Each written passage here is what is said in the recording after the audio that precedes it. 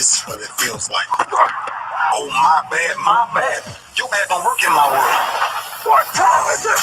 Game time. What time is it? Game time. What time is it? Game time. What time is it? Let's go. Let's go. Fire.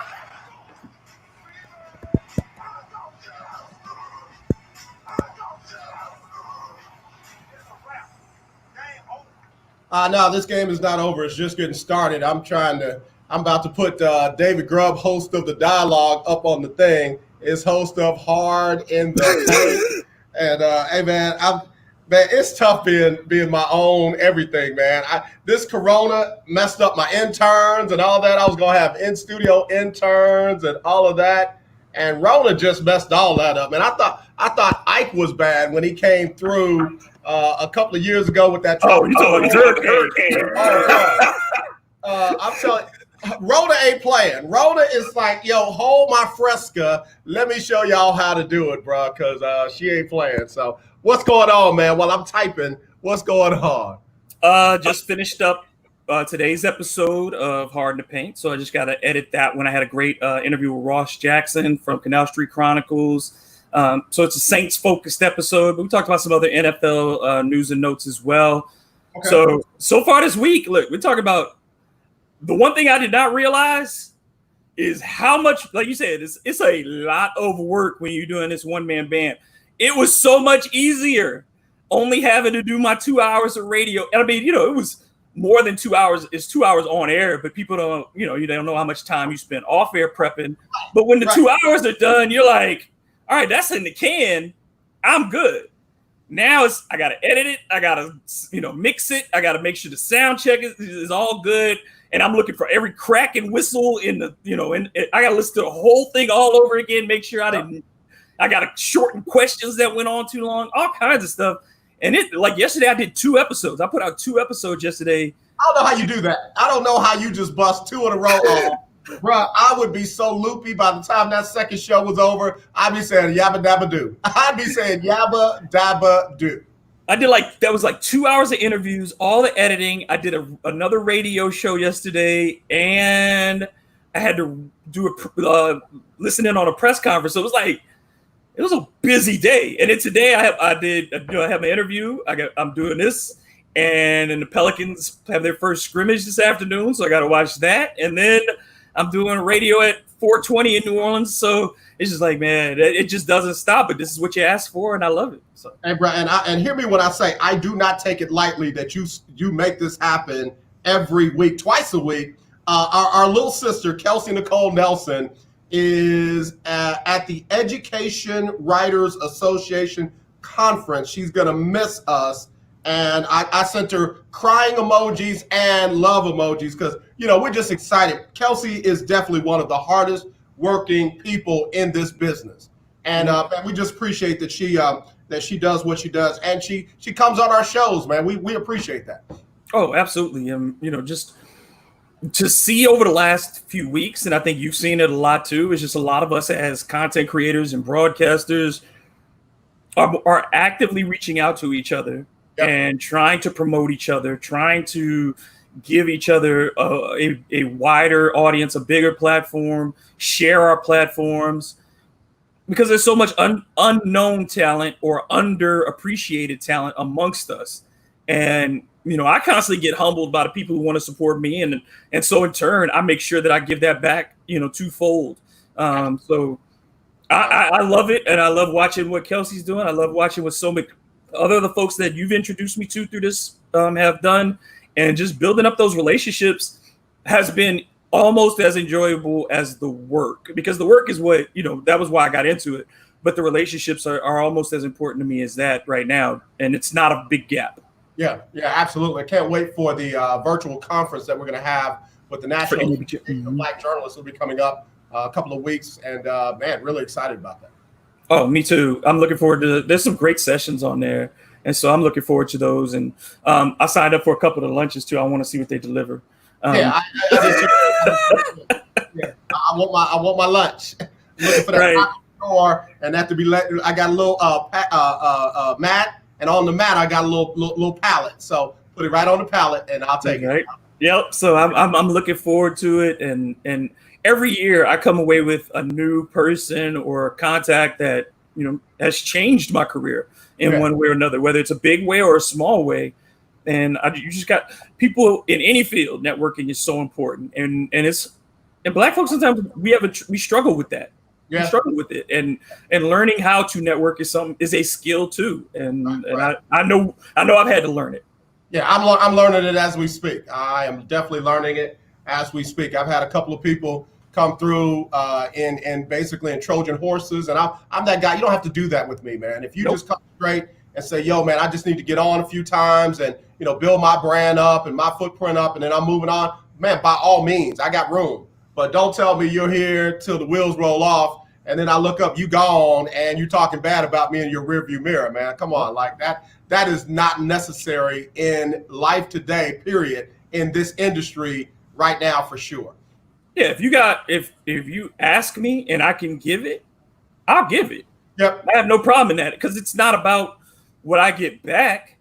I'm not worried about what I'm going to get back. I'm secure in my position and whatever I'm going to create. I'm not worried about you taking mine, but I want you to get yours. So go get yours. And if I can help you do that, if I can help you be better, if I have something to offer, please have it. Because it's no use in me keeping it to myself if it can help somebody else. Absolutely. David, I've been doing this since my senior year of high school. My first job out of high school was in radio at WYLD in New Orleans, FM 98. My mentor was Wendell Pierce from Waiting to Exhale, Trim A, and many other movies, And The Wire. The Wire. I have been blessed too richly by others who have poured into me for me not to share or pour into others. So you don't have to steal it. You don't have to take it. All you got to do is I had a friend tell me and I learned it the hard way. She told me, don't choose for me. When you lie to me, you choose for me. Mm-hmm. If you tell me the truth, I might decide to roll with it. So just tell me the truth, Doc. When you come in the door, just tell me what you're looking for. We'll find a way to make it happen. Yeah. It's that simple. Yeah. It's that simple. Like you said, when we first started our relationship, it was like, hey, you got some time? And I was like, sure, I got some time. And that's all it takes. Yeah. That's all it takes. And if we hadn't hit it off, if it hadn't connected, that's cool too. It happens that way sometimes. But it did, and it changed. I mean, quite literally, it changed the course of my career in that regard, because those reps, that opportunity to speak to an audience that supports you, even if they don't get to listen to you every day. They don't have a reason necessarily to come check you out. You're on somebody that they know, their platform.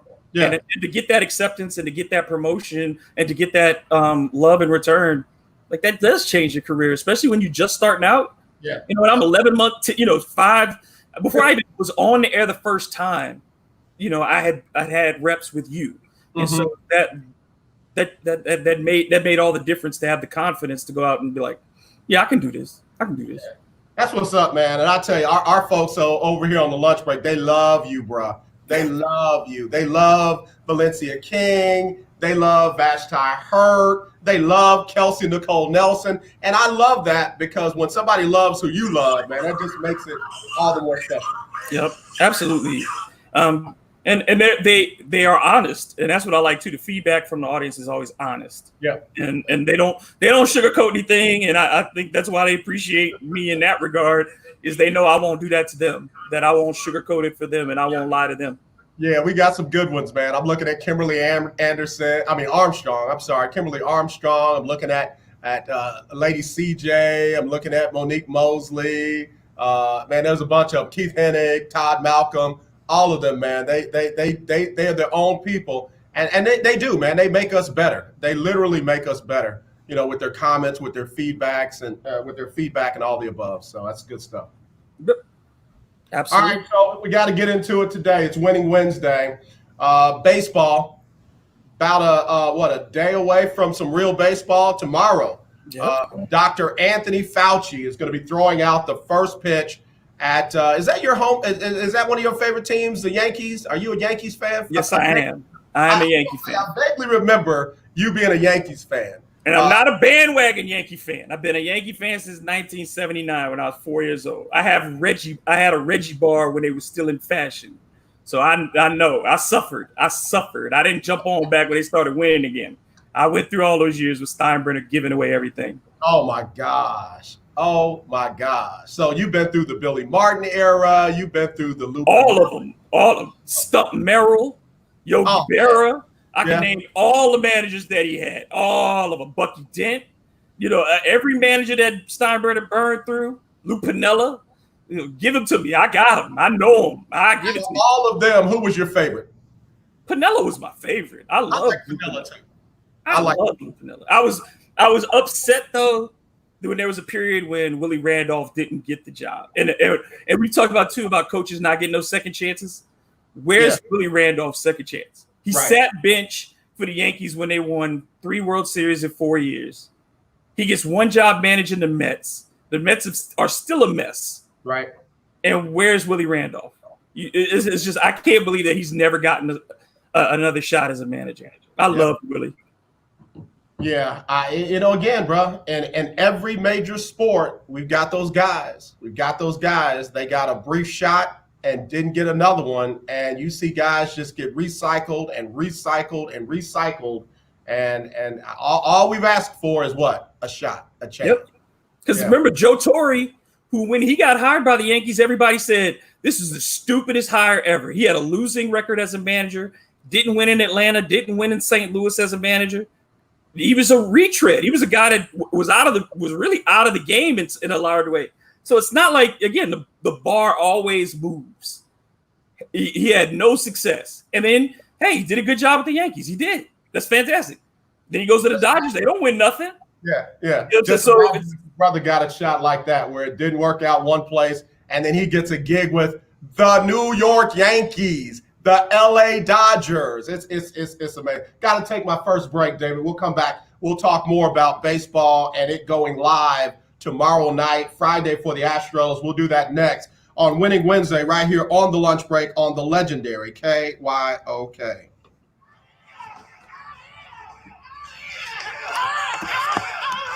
I am a non-attorney spokesperson representing a team of lawyers who've helped people that have been injured or wronged. Have you been diagnosed with cancer? Are you one of the millions who have taken Zantac or other generic versions? No, that's stomach issues. Then pay close attention to this message. The FDA said it detected low levels of a probable cancer-causing chemical known as. I'm trying to be like you. I can't do the full beard generic forms of this because it never connects. I got different spots like where the hair doesn't grow right. So I just had this is as far as I get to go. I told somebody the other day, I can't believe it is July, about to be August, and I still got this full beard rocking. I mean, normally I do no shave November.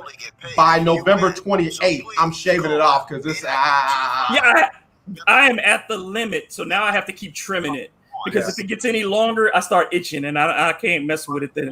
But like I was talking to my therapist yesterday, and because we're doing virtual sessions, and she says, "Now I'm bald.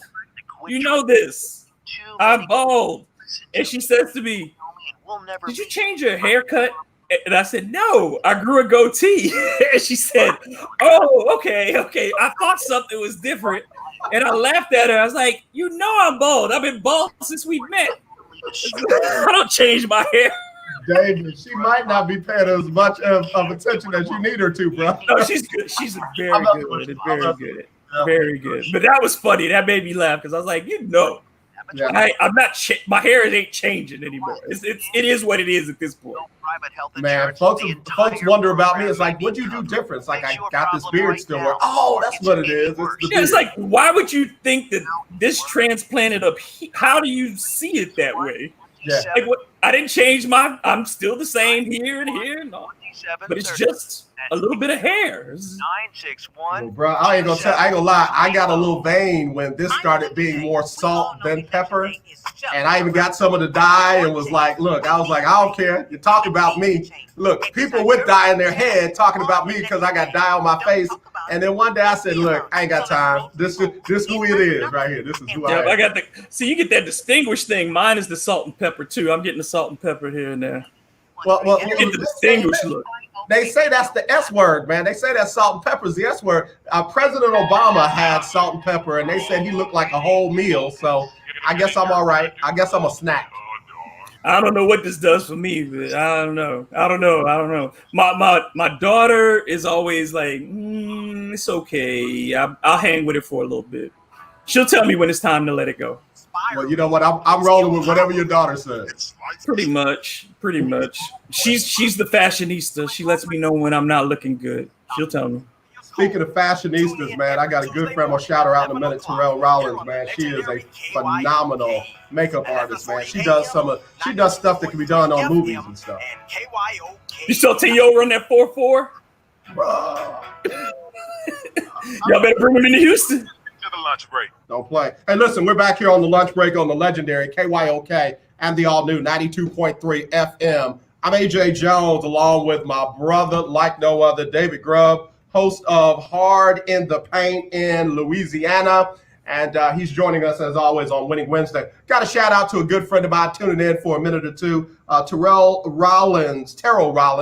And she's amazing, man. She is an amazing makeup artist that literally can do stuff that you'd see on your favorite movies, on like action-packed movies. I saw some stuff that she did. I know it's a Christian station. Y'all get over it. She did some makeup stuff during Halloween that was like, wow, unbelievable. So I appreciate her tuning in. And of course, all the other lunch breakers. So David's rocking the goatee, the mustache and the beard connect. No soul patch. I'm not trying to be a hipster. No soul patch. So I threw me one. You got the full beard. See, I can't. If I do it, it looks kind of, because I can't get the connect. So it's just it looks a little too. I don't know. I like it. You got to rock with what works for you, man. You got to rock with what works for you. That's that Louisiana style. What did the Beastie Boys say? It's the new style. So yeah, that's We'll see how long it lasts. We'll see how until somebody tells me to get rid of it. Whatever your daughter says, go with, bro. Whatever your daughter says, go with that. Or my wife, yeah. Well, you know what? And I don't mean to be disrespectful, man. You tell my sister I said, hey, okay. But we had a lot of people talking about your daughter after the after Monday's show, man. I mean, seriously, folks were talking about her in such positive ways. Keep doing what you're doing, David. Keep doing what you're doing. I mean, she's the driving factor in that, she's smarter than I was at that age. She's more aware than I was at that age. She's more empathetic than I was at that age. And so I just get to be the person who gets to guide her. And that's a blast in doing that. It ain't easy. Anybody as a parent to tell you every day ain't easy. Yeah. But it's my privilege to get to watch her become a fully formed person. And I love her every day. I love her more every day. And I couldn't be more proud of her. If she never does anything more than be herself, I'll never be any more proud of her. That's what's up, man. I mean, what an awesome assignment we get to parent the beautiful children that we have. And like you said, get to see them come into their own, whatever that is, to see them come into their own, start to think for themselves, process for themselves. I just think it's absolutely amazing, man. I mean, one of the best jobs I've ever had in my life is being a father. And she goes, like, you talk about me going hard, Natalia goes hard. Like don't get into an argument with Natalia. Me and her going back and forth is no. And she'll get mean on me. She'll get mean in a funny way, not a disrespectful way. But she knows daddy's weak spots. And so she plays well. She's a trash talker too. Get on the games. You want to play some games? She'll trash talk you the whole way through. I ain't got no problem with that. I love it because I tell people all the time when I play spades, up by 100, down by 100, I'm talking trash. I'm talking straight trash. You're not going to enjoy your victory if you beating me and I'm sitting at the table. I'm just telling you now. I'm just telling you now. So speaking of victories, the Astros pumped one out yesterday, 15-6, scored 15 runs on 17 hits. And of course, everyone here in Houston is dubbing them as the World Series champs. Doc, it's 2 preseason games. It's 2 preseason games in the middle of a pandemic when you just don't know how fully committed anybody is right now. No. When is it going to get real for you, David? Will it be tomorrow when Anthony Fauci, not the president, throws out the first pitch of the first game of Major League Baseball between the league's most historic franchise versus the defending World Series champ? Or when will it get real for you? game 40. If you get to that point, if you get to 40 games in, then I'll start really thinking about this. I will say this. I would bet that Anthony Fauci ain't going to be in this job much longer if because the ego of Donald Trump watches somebody else throw out the first pitch of the baseball season. Oh, and it's Fauci. I hope he has a job. That's going to be real. But yeah, for the season itself, you're going to have to see 40 games because it's how can you take it seriously at this point when you didn't have a real spring training? Right. Like you said, the mental commitment you're not really sure of. You don't have, you know how batters are. You know, they say, well, at this point, pitchers are going to be afraid ahead of hitters or vice. We have no idea who's ahead of whom. Right. Who's in shape or what at this point.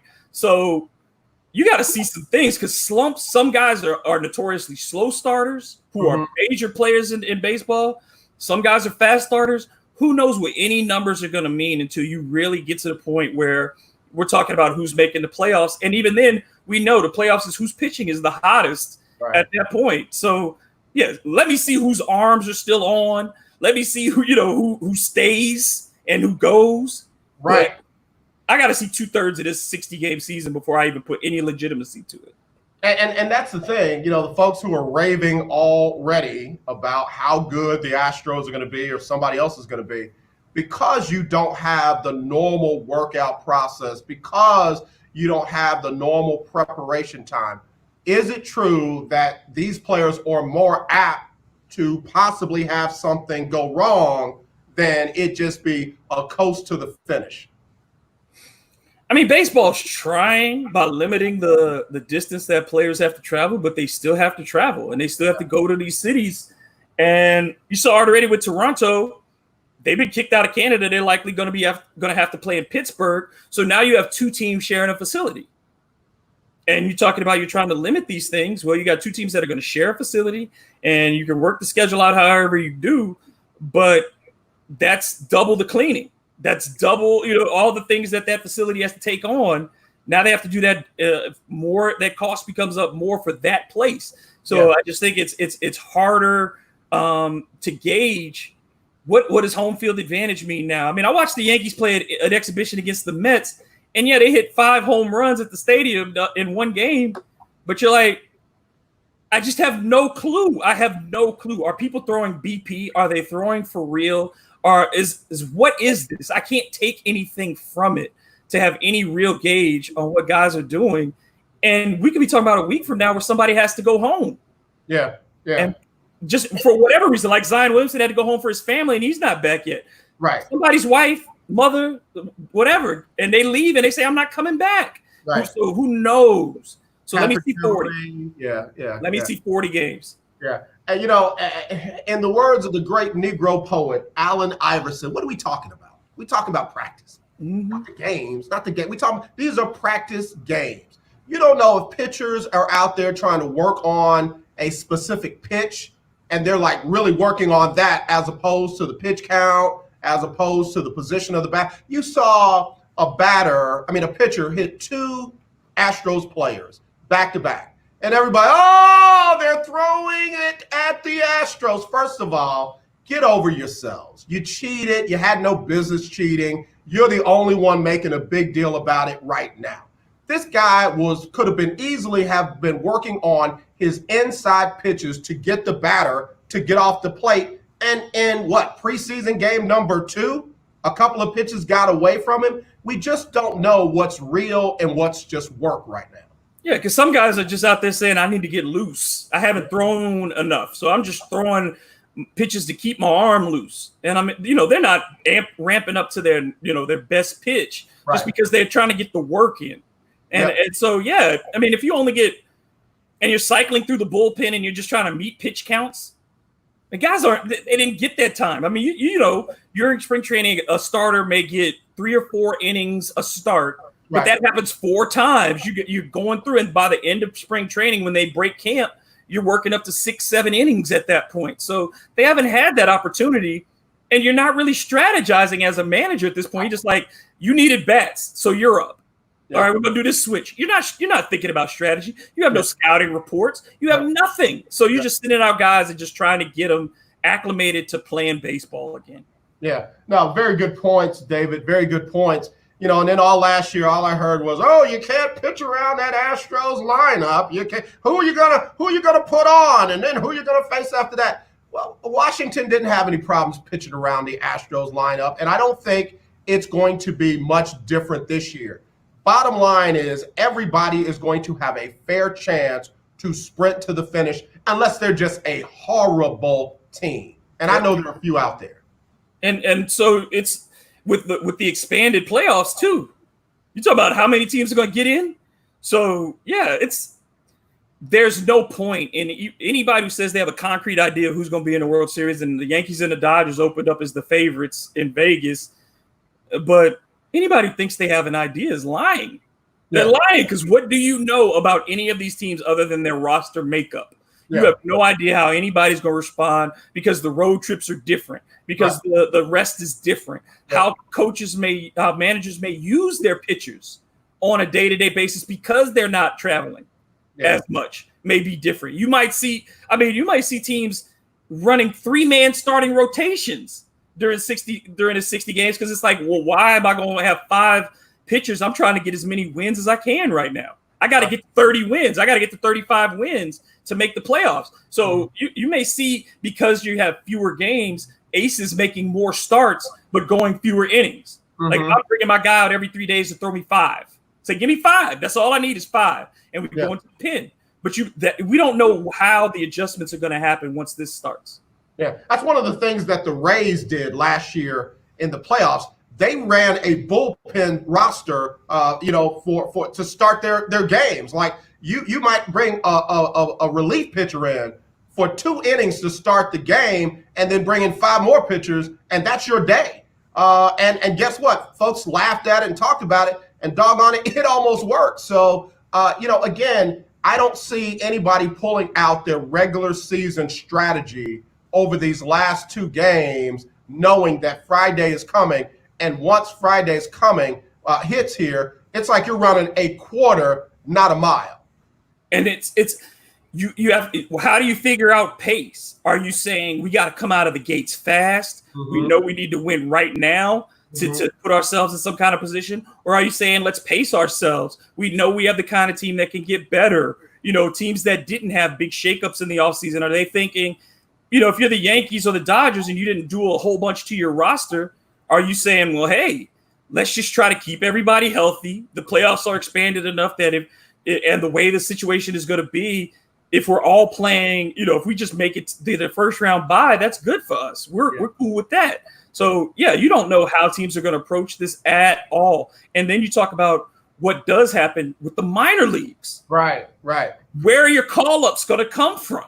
Right. What do you do with your roster if you need bodies during the season? That is going to be a huge thing too, because how do trades work? Yeah. In a 60-game season, how do you do that? And you can be even if you're a player who decides to opt out, you can be traded because you're still under contract, so you can be traded during that time. Right. And so there are just things that are going to happen that we have never seen before, and I have no clue, and I'm looking forward to it from that perspective.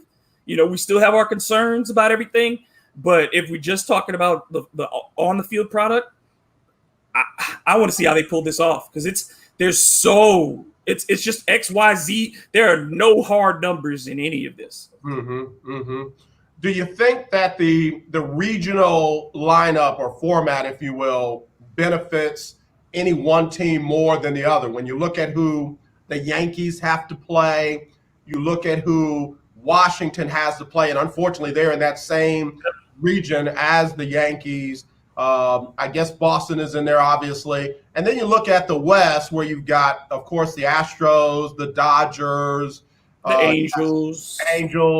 Oakland was kind of on a tear last year. Over on the National League side, you got the Diamondbacks, you got the Rockies, and of course the Dodgers, I already said. And then you got the Central or the North. Any one of those regions jump out at you as having a better shot than the others? I think if you're the American League West, then you have to feel really confident going up against the National League West. You know, you get the Padres, who are not that good. You know, you outside of the Dodgers, the Rockies are not that great. I mean, they can play okay, but they're not somebody you fear if you're in the West in the American League. And so I think the American League West got the best deal out of everybody, because you look at the other ones with the Central. Detroit, Minnesota was very good last year. The White Sox are not a bad team. And then Cleveland is a very good team. Right. So yeah, you have that. They have to go up against the Cardinals, the Cubs, the Brewers. I mean, that's not an easy slate. And like you said, in the East, for it to be the defending World Series champs over here, the Braves, who were very good. Right. You know, you're talking about those types of teams. And then over there, you got the Yankees, the Rays, the Red Sox, who have, you know, MVP candidates on their roster. And you look at even the Blue Jays were better last year. Right. So I mean, and the Orioles. I mean, the Orioles are bad, but if those two, I think that hurts their total wins. Those two things are going to hurt the total wins of the East on both sides. And for the American League West, I think they have the best advantage. And I think the Central, that's going to be real competitive from American League, the National League. But if you're in the NL West, you got to feel good about going up against the AL West outside of the Dodgers. Yeah. Because even the Giants are removed from their best years now. They are 2 years past what we thought their best was when they were winning World Series. So, I mean, even the Giants are not the Giants that they were. The pitching staff is not the same. So I think it's if you're the American League West has the best situation. Well, you know, they got something in common with the Reds. They got something in common with with Washington. They got something in common with the Cubs. Anytime you move Dusty Baker on, you're not necessarily better. You're not necessarily better. I'm just telling you, Dusty was the dude. If you just, you know, everybody makes a big deal. Oh, but what does he do in the playoff? Give him time. Give him time. The Reds got rid of Dusty Baker, and where have they been ever since? I mean, look at every team that he was at. It wasn't his fault the Cubs didn't get to the World Series. He didn't drop the ball at short. That wasn't him. It wasn't him. He didn't hang a curveball and let it get hit out the park in Game 6. That wasn't him. All I do is win, no matter what. He took the Giants to the World Series. It wasn't his fault that they couldn't hit. I mean, so what else is he supposed to do? He's won everywhere he's been. Everywhere. Where has Dusty not won? So he's been unappreciated in every city that he's been in. And I just think he's gotten one of the great disservices as a manager in baseball. You know, they give Tony La Russa the genius card. And Tony La Russa could only win one World Series with one of the greatest lineups you've ever seen in baseball history. Took the words right out of my mouth. I leaned my head in. I was waiting on you to take a breath, and I was going to go ham. Give me that lineup, I'm going to win a World Series. At least Ricky one. Henderson, Carney Lansford, Mark McGwire, Jose Canseco, Dave Henderson. You know what I'm saying? You had Big Dave Parker. Come on, man. That team was stacked from top to bottom. Walt Weiss, American League Rookie of the Year at shortstop. I mean, that's Tony. Remember Tony, what was his last name? Who ended up playing for the Tigers and stuff. Tony Phillips. Tony Phillips. Yeah. Yep. And then at catcher, they had Mickey Tettleton. Yeah. That team was. Bruh. And they 2 out of their 3 World Series, they got destroyed. It went 4-1. 4-0 against, they got swept by 4-1 against the Dodgers, right? Then they lost 4-1 to the Reds. And then you beat the Giants in an earthquake series where you got to start your 2 top starters twice. So come on. No. So you bring up a question in mind. Any sport, coach or manager that had the best talent and underachieved? Mike Ditka. Bears should have won 4 Super Bowls. I'm going to say, man. Bears should have won 4 Super Bowls. I'm going to say, man. That team had no business only winning 1. It made no sense, and he was the reason that they didn't. I'm going to go ahead and ruin my ratings, bro. I'm going to go ahead and ruin my ratings. Dean Smith. You ain't lying. That ain't a lie either. Dean Smith. How many Final Fours did Dean Smith make? How many championships you got? 2. I'm not saying that they're easy to win. They're not. But Roy Williams got more championships than Dean Smith at Carolina. Bruh, when you look at all the talent that you didn't even have to recruit, you just had to say, we got room. I'm on my way. And bruh, you got how many? How many does he have? I'm listening. 2. Okay. And the 2 that he got came in the same city. Both of them he won in New Orleans. So it's Dean Smith, like you said, had everything. You go to the rafters in the Dean Smith Center, and you are looking at the history of not only college basketball, but you're talking about Bob McAdoo, Michael Jordan, James. How many national players of the year did Dean Smith have? Jerry Stackhouse, Anton Jameson. You talk about all these national players of the year, and they got 2 titles. So, yeah, I would – in college basketball, nobody. Because if you talk about Bob Knight, and we've talked about him, Bob Knight didn't have nearly the level of talent over the years that Dean Smith did. Mm-hmm. You can even argue that for the majority of his time at Duke, Mike Krzyzewski didn't have close to the talent that Dean Smith did. Mm-hmm. But Dean Smith didn't win championships. He just didn't do it. He got you to Final Four. Wasn't going to get you a title. Well, I got to throw your boy over there in Kentucky in that as well. Because for all that talent, I know he only gets it for a year or 2, but still, bruh, when are you going to turn it into a title and change it from being a factory? Well, when he says that winning a championship is not his first responsibility at Kentucky and that his job is to get kids ready for the pros, well, again, you're not even doing that the way you used to. Right. Since Devin Booker? Who's been the guy out of Kentucky who's really come on? Since Devin Booker and the Karl Anthony Towns group and those guys, who? All right, let's go NBA. Best talent or underachiever? Ooh, NBA, George Karl in Seattle. They won 60 games like 4 times. For like a minute, for like this long, George Karl could have been my boy.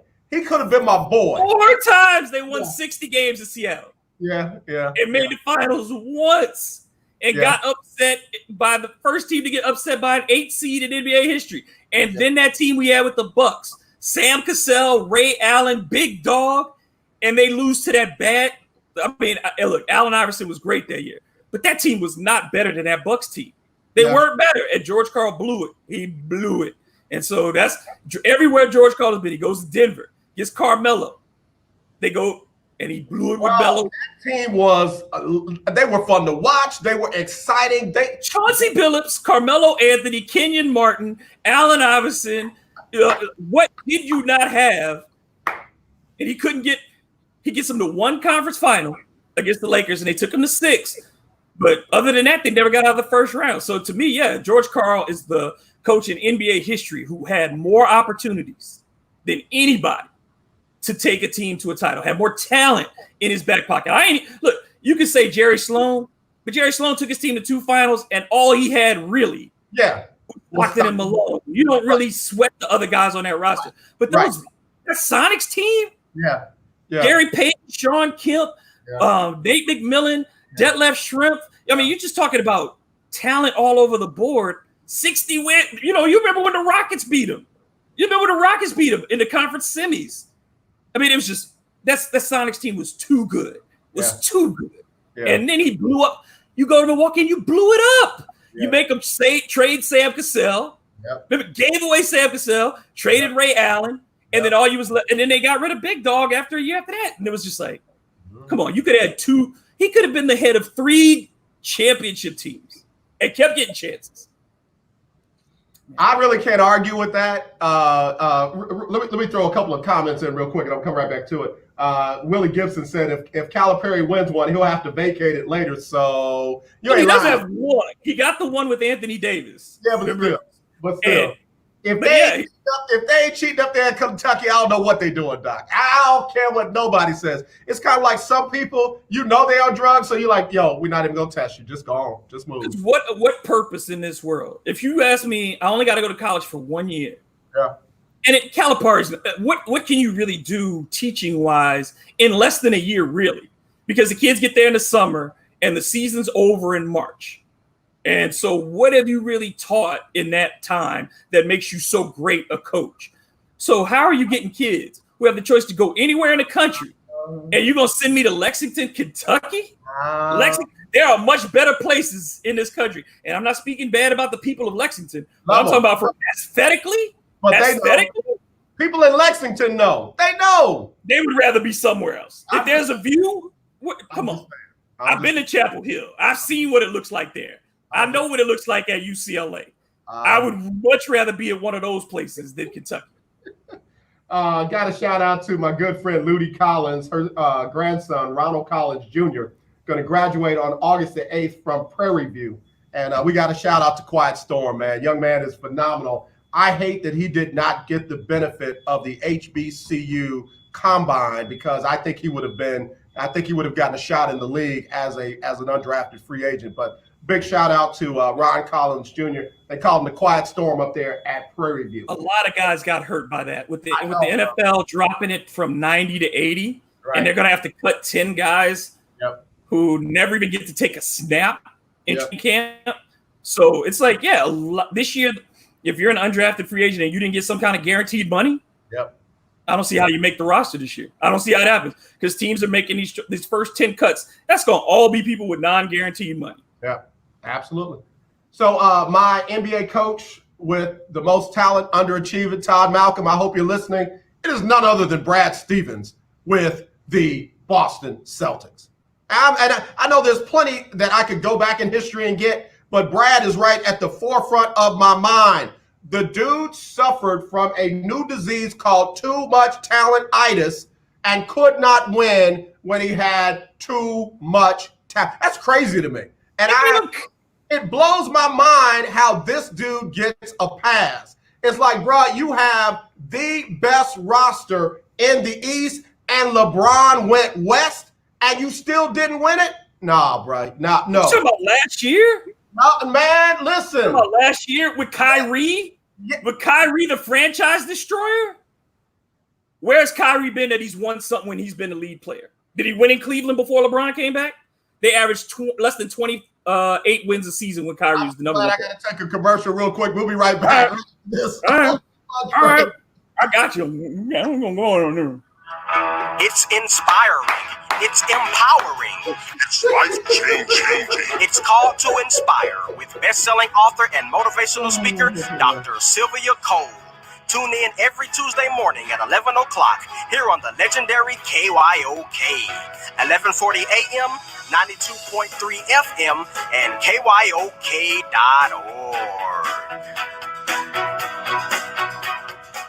I am a non-attorney spokesperson representing a team of lawyers who help people that have been injured or wronged. If you've been involved in a serious car, truck, or motorcycle accident, or injured at work, you have rights, and you may be entitled to money for your suffering. Don't accept an offer you get from an insurance company until you talk to a lawyer. And we represent some of the best personal injury lawyers you can find. Tough lawyers that will fight to win your case. And they're so good they stake their reputation on it by only getting paid if you win. So if you've been in a serious car, truck, or motorcycle accident, or hurt on the job, find out today for free what kind of compensation you may be entitled to. Call the legal helpline right now.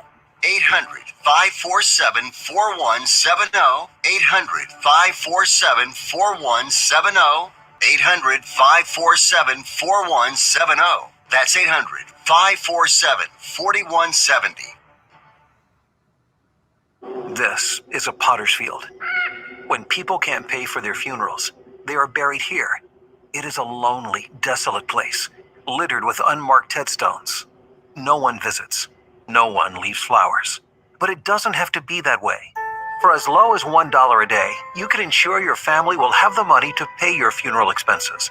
We offer burial insurance plans that pay up to $30,000. Considering the average funeral costs more than $10,000, that's peace of mind for your family. There are no medical exams, your rates won't increase, and your policy cannot be canceled as long as you make your premium payments. Call now to get approved in minutes and ensure your final resting place is more than just a pauper's grave in a potter's field. 800-308-6729. 800-308-6729. 800-308-6729. That's 800-308-6729. Paid for by Final Expense Direct. Has someone in your family lost a job recently, and now you can't afford your mortgage Get ready, payment? David. Or do you have a rental property? All right. Tenants aren't paying you. Quick Cash Offer can come to the rescue and pay you cash for your home immediately. Yes, sell your home and get cash all over the phone without dealing with real estate agents and risking your safety by showing your home to lukewarm buyers. You don't need to lose your home to foreclosure. If you have any equity in your home, we will buy it and give you cash within days, all in a simple over-the-phone and virtual process. Call Quick Cash Offer now before the economy gets worse. Sell a home you can't afford or just don't want to get the cash you need today. 800-780-1431. 800-780-1431. 800-780-1431. That's 800-780-1431. All right, last one. Hey, this is Tori and Terry, and we're with a new show on the legendary KYOK called Marriage Talks with Tori and Terry. Yes, that's Saturdays at 1 p.m. Marriage Talk with us. You can call in and talk with us about your marriage questions, engagement, relationship questions. We're here to assist you. Saturdays at 1 p.m. And that's on the legendary KYOK 1140 AM and 92.3 FM. Now, back to the lunch break. All right, y'all, we're back here on the lunch break on the legendary KYOK and the all-new 92.3 FM. AJ Jones, along with my brother, David Grubb, host of Hard in the Paint and writer for CrescentCitySports.com. And we got the young man that was the first runner-up to Caller of the Year for 2020. Keith Hennig blew him out in 7 months. Keith Hennig blew him out where Todd don't even have a chance to be the Caller of the Year. Let's get him on now. Hey, Todd, how are you, bro? Man, Keith can't blow me out in checkers. You need to stop. Bruh, Keith Hennig would have kings all over the checkerboard. He'd be like having to use some of your pieces because you'd have none left. Okay, so, hey, before I called in, man, I just tagged you guys in this Woody Johnson story. Is this new? Yeah. Yeah, that is new. Wow. Yeah. You see it, AJ? I'm pulling it up now. Yeah, I mean, you remember Woody Johnson had been a significant contributor to the Trump campaign, and that's how he kind of got that ambassadorship in the first place. Oh, yeah. No experience in international affairs. That wasn't his thing. So, yeah, it's not – if you roll with Trump, is it surprising that he made a ton of sexist and racist comments? Not really. And I think this, too, is why we kind of talked about, AJ, we said the owners were under, like, this, thing to be quiet, because I think the league knows who their owners are. They know what these people say behind closed doors because they've been in these meetings with them. Yep. And I would imagine that the league knew this was going to come out before some of these other things did. Because if it's a CNN report that comes out on a Wednesday, right, the NFL knew about it on Tuesday. Absolutely. I guarantee CNN contacted the NFL and let them know what was up. Yep. About to run a story that says da-da-da-da-da. Do you have a comment? No? Mm-hmm. All right. We're going to go ahead and run it. Yep. Let me ask you guys a question. I want y'all opinion on this. So when I heard Dwayne Wade speaking the other day, I think it was on TNT with Charles Barkley and maybe it was Ernie Johnson. And Dwayne Wade was saying they were asking him questions based on Nick Cannon and him defending Nick Cannon and him clarifying kind of what he was defending. He was basically defending Nick Cannon as a black man, but not defending the statement he made, right? So, and then Wayne Wade was saying, hey, I feel like we're in this cancel culture now, right? When someone speaks out of turn or says something wrong, we just want to cancel them, right? So when we see stuff like this come out, like a Woody Johnson or that's obviously a wealthy white man that's an owner of the NFL, how do you guys perceive that? Is that something you feel like this person should sell the team that bad, or do you think it's something, this is a teaching moment and people can educate this guy of like, hey, you can't be doing that kind of stuff. Now, what are y'all's thoughts? If I may? Go first. Yeah. So to me, here's the big difference between these two things. Number one is there's a difference between ignorance and systemic racism. The problem that the focus is supposed to be on is systemic racism. You're always going to have people, no matter what, whether we're talking about gender, whether we're talking about race, whether we're talking about disability, whether we're talking about whatever, who are going to say and do stupid things in regard to that. But that's not the main issue. The main issue is the structure. Woody Johnson is part of the structure. Woody Johnson has power. He has the power to hire and fire people. He has the power to influence policy as a member of the Trump administration. He has the power as an NFL owner to set policy within the league. So I think there's a big difference when we talk about the power of people and their statements. You would have a much different reaction to your neighbor saying something out of pocket versus your mayor saying something. You know what I mean? So the place where it comes from and the person that it comes from is as much as important to remember as anything else. It can be a learning moment for an individual, but I always have questions about people in power who exhibit those types of things because it influences how they utilize their power. So what is Woody Johnson going to learn? And how do you get him to learn that? Because the lesson is not for Woody Johnson to just not say stupid things. We can get back past learning, and that doesn't correct you just because you figured out how to be polite in public. What's the learning thing? What is the action, again, that you're talking about to correct these things for him? Because the standard should be higher because of his position. And it should be, that's like when we do these things, we try to make them about, again, feelings. This has nothing to do with feelings. It has nothing to do with individual statements. We're talking about structural racism. And whatever was said by either Dwayne Wade or Nick Cannon or, the players that said other things like Steven Jackson, all those guys, not one of them has an effect on policy. And we can deal with that as people, one-to-one, and say, you can't do that. But Steven Jackson is not writing any laws. Steven Jackson is not in the halls of Congress. Woody Johnson has power and influence. So the standard is higher. The punishment should be deeper. And I think that's what we should be doing, is looking at, does this really impact structural racism? Because misstatements don't mean anything, if you learn how to fix those. So David, if these statements are proven to be true, is this something we think the NFL should an owner sell his team a la, Donald Sterling when he got caught on video? Adam Silver jumped in, right, and made him sell the team. Do you think it should be that zero tolerance? Yeah, and I figured you were going to bring that up. And Todd, I know you were asking David. One of the things that played into Donald Sterling's issue was he was talking about paying fans coming to the game based on them being black. Mm-hmm. And the NFL, no way in the world could they allow it to look like they were allowing ownership of their teams and their association to be allowing their fans to come and go based on the color of their skin. So that was significant, and then in the situation with Richardson down there in Carolina, I don't think they forced him to sell the team. I think what they did was hold him accountable to his bad behavior, and the decision was made, okay, the best thing going forward is I'm going to sell the team. I think Donald Sterling was easy too. Right. Sterling was easy because he was a natural villain. He had been a villain in the eyes of other NBA owners, not just because he was a bigot. Because I don't think that really bothered them that he was a bigot, because they knew. It's not like they didn't know. There's no doubt that they knew.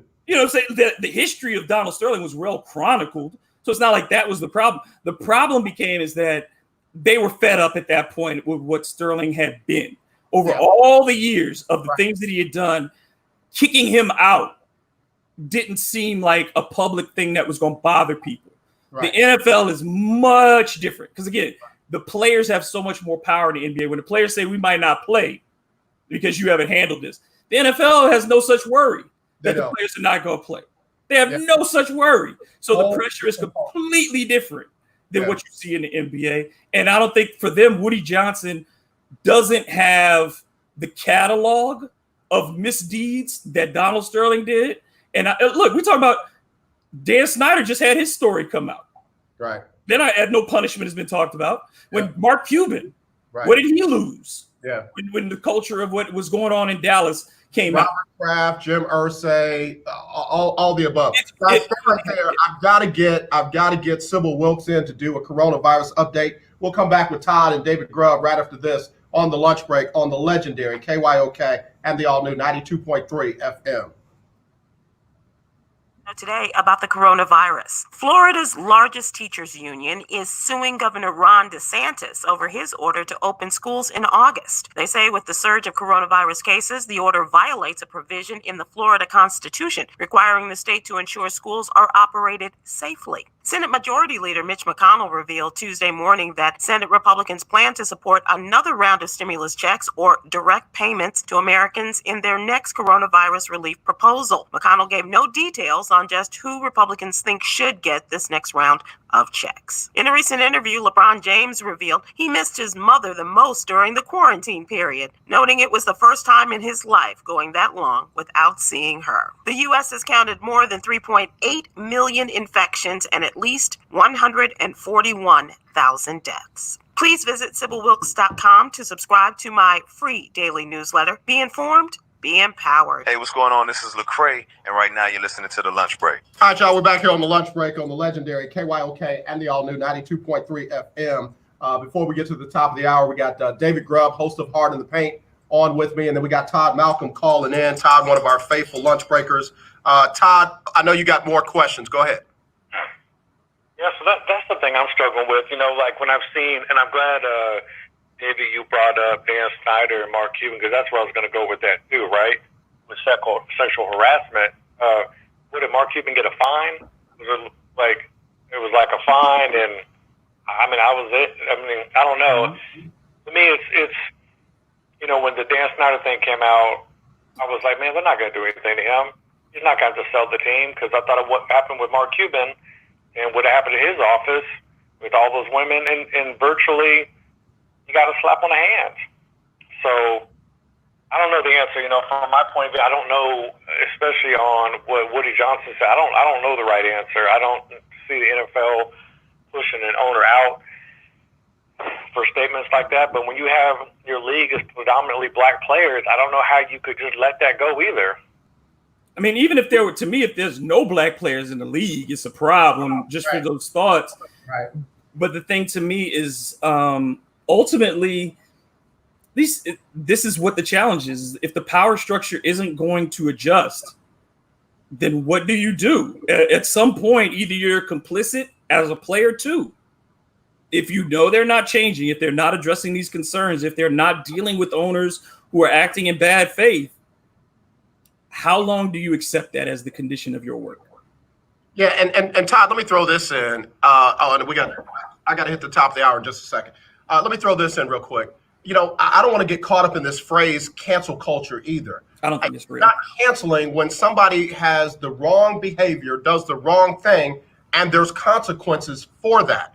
And when you're in an association, and like David said, and you're affecting other people's livelihoods. Wait, stay right there. Let me hit this. 1140 KYOK Conroe, Houston. The legend continues. The views and opinions expressed on all radio shows broadcast on KYOK are entirely those of the hosts, guests, and callers, who are entirely responsible for all show content and do not in any way reflect the opinions of KYOK Radio, its sponsors, staff, or management. All right, y'all, we're back here on the lunch break on the legendary KYOK and the all-new 92.3 FM. It is our winning Wednesday. David Grubb, host of Hard in the Paint, joining us. Kelsey Nicole Nelson unfortunately had another engagement that she had to be at, so she'll be back with us on next week. We got Todd Malcolm on the call with us as well. As I was saying before the break, you know, cancel culture is starting to be an excuse to allow for certain behaviors that are just inexplicable. It's one thing to have a difference of opinion or political parties or views or thing like that. It is not okay to be racist. Mm-hmm. And if there are consequences for racism that include having to sell the team or be fired, then, you know, more so than it being an outcry from players, an outcry from sponsors or the community, it should be written into the bylaws of the associations. The NBA ought to have bylaws in there that say, if an owner does this, then such and such and such will happen. Same thing in the NFL, MLB, hockey, you name it. There are certain things that just should not be occurring this frequently in our society. And I'm sorry, to whom much is given, much is required. As an owner, you should be held to a different standard than your punter or your place kicker or whatever the case may be. That's what you're seeing. People are now starting to be held accountable. The sponsors of Washington's football team went to them and said, hey, yo, we're not doing this anymore. You've had X number of time to do it. You haven't done it. We're pulling out until you figure it out. The city of D.C. said, you're not coming back here until you take care of these things. And, oh, look what happened. All of a sudden, you found a way to take care of it. So I don't call it cancer culture. I call it accountability myself. Yep. And I would also, I think also when you talk about players all the time, we always say it's a privilege. We always tell them it's a privilege to be in the NFL. It's a privilege to be in the NBA. It's a privilege to be a professional athlete, which I don't think it is. I think it's an outcome of earned that I did the work and this is how I got here. So I think it's far more of a privilege to be an owner because the only thing that qualifies you to be an owner is you got a checkbook. And so it's a much more exclusive club. So that's the privilege to me, because all the things that ownership of a sports team gives you access to, all the power that it gives you, that's far more of a privilege. And like you said, the accountability has to be higher because the owner is far more of a representative for the values of the league than any individual player. Right. Todd? Yeah, no, I mean, I don't know, if you brought up a really good point about having in the bylaws of it of like, hey, if you do X, Y and Z are going to happen, right? Yeah, and real quick, Todd, on that, that's why the Black Lives Matter on the court and the, wearing of the patches and the slogans on the jersey, that's cute, but that doesn't matter. Put some meat in your bylaws that say if these things happen, then X, Y, Z is going to happen because that's meaningful. Now somebody's got to make a conscious decision. And guess what? They'll be more exposed when they do it in spite of that, as opposed to, oh, well, they had the thing on their jersey. I can't be a racist because I let them wear that. No, that's a good point. I think Valencia was talking about that a week or two ago. Is like all that stuff. It looks good, but now it's more about action than that. So I don't know. I mean, I wish if you got owners, and I know he's not the only one making those comments. In circles amongst other owners or whatever, but I just think you got to have a zero tolerance for that. I thought what the NBA did in letting Mark Cuban off the hook. If the NBA would have said, "Hey, man, we're past this point. We can't let that go, and you're gonna have to sell the team." I don't have a problem with that. To me, I think David said earlier, it was like it doesn't matter if it's predominantly black players or not. I think if you're really trying to eliminate or get those guys out of your organization or your league, you got to make them sell the team and get those kind of guys out of there. I mean, at the very least, you'd like to see, if you remember, Marge Schott, she was suspended for a year. And then when she came back, essentially her partners with the Reds forced her out as the majority. Like, you have to compensate people. I understand that. I'm not asking you to take something from somebody.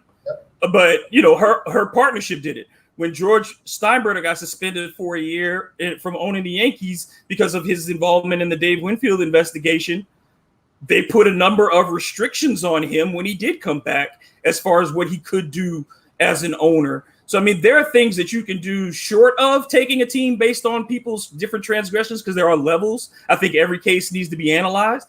But certainly you have to have a zero tolerance for some things. If there's a pervasive culture within your organization, if we find that kind of thing, or if you're an owner and these things influence your actions, then we need to talk about booting you out of here. But if it's something that we can punish you and minimize you without taking it to, then sometimes that is the option. Because like you said, if you want to have that opportunity to change people's behavior, you can do that if they're willing to do that. I don't want to mess up people who are willing to embrace change.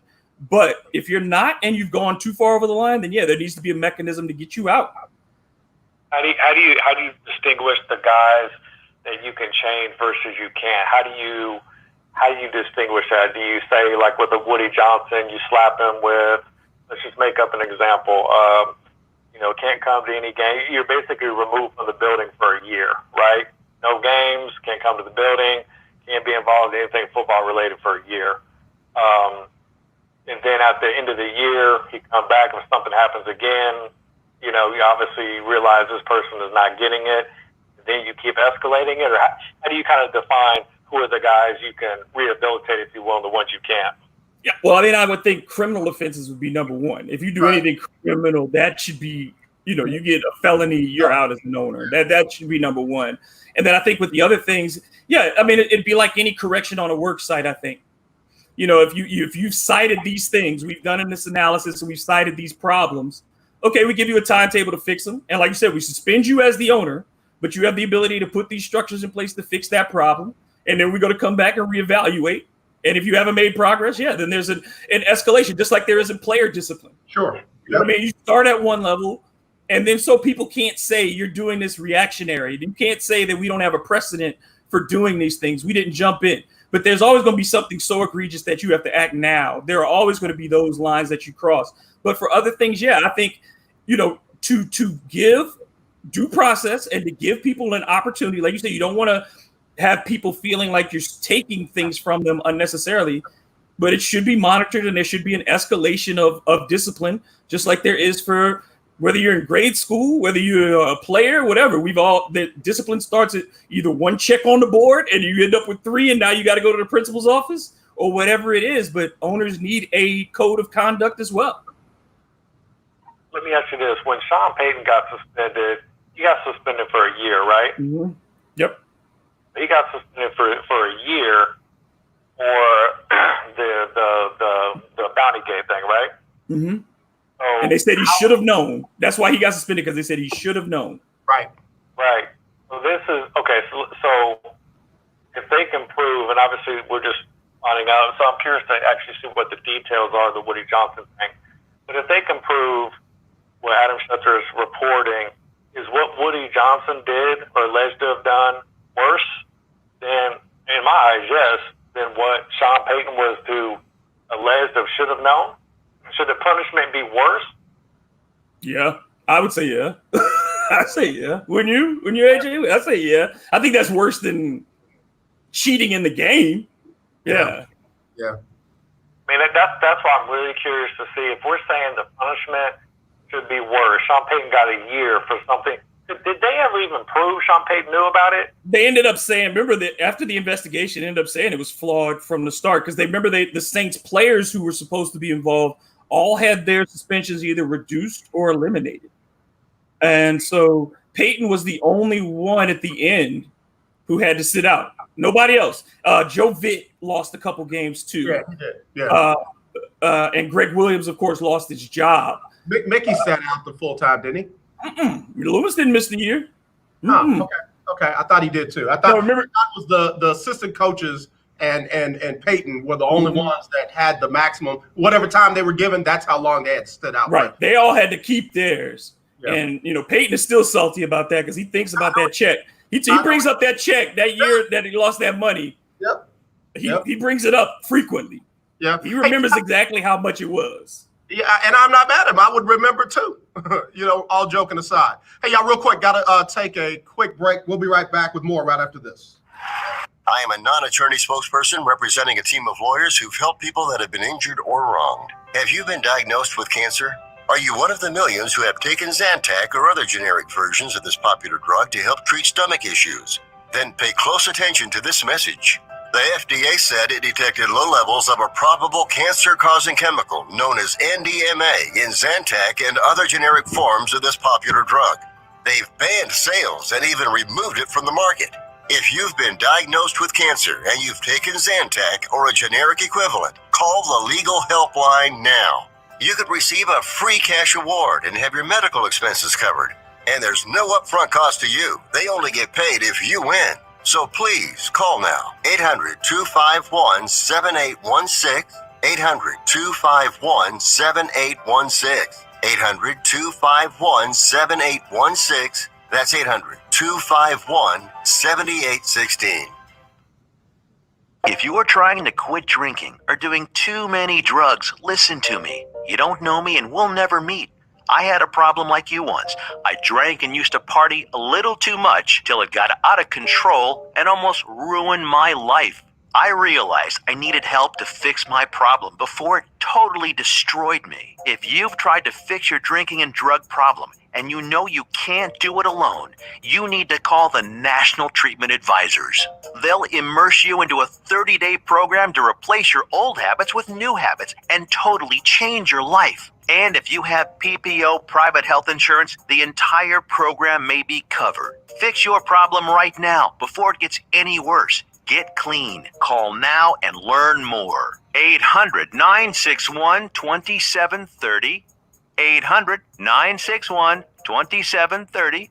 That's 800-961-2730. I'm Linda J. We all know Election Day is just around the corner. We want change. We need change. We can be the change. Exercise your right for change on Election Day. Don't talk about it. Let's be about it. So let's roll to the polls in record numbers, and we can make that change. This message is approved by KYOK 1140 AM, 92.3 FM, and KYOKradio.org. It's inspiring. It's empowering. It's life-changing. It's called to inspire with best-selling author and motivational speaker, Dr. Sylvia Cole. Tune in every Tuesday morning at 11 o'clock here on the legendary KYOK, 1140 AM, 92.3 FM, and KYOK.org. My name is Devon McDonald from Jamaica, live in Indianapolis Colts, and listen. You listen to the lunch break. All right, y'all, back here on the lunch break on the legendary KYOK and the all-new 92.3 FM. I'm AJ Jones, David Grubb, host of Hard in the Paint and writer for CrescentCitySports.com.